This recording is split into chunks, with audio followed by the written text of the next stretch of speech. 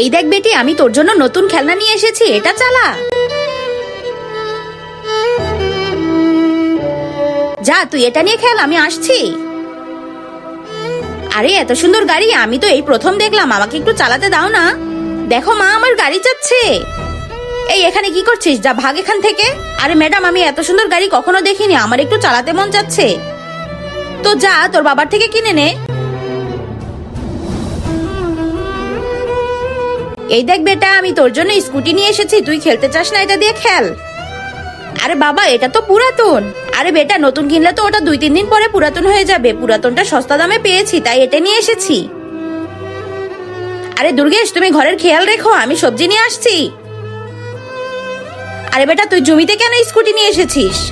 কিন্তু তার আগে তুমি যদি চাও তোমার মা জান্নাতে যাক, তাহলে ভিডিওটিতে লাইক করে চ্যানেলটি সাবস্ক্রাইব করে দাও। আর যদি চাও জাহান্নামে যাক, তাহলে কিছুই করতে হবে না, আর কমেন্টে মা লিখে যাও। আরে ভাই সাহেব, আমাকে একটা সবজি দেন। ঠিক আছে ম্যাডাম, এখনই দিচ্ছি। আরে কি সুন্দর গাড়ি, আমি একটু বসি। এই যা এখান থেকে। আরে বেটা, ওকে সরিয়ে দিচ্ছিস কেন? ওর মন যাচ্ছে একটু চালাতে, ওকে বসতে দে।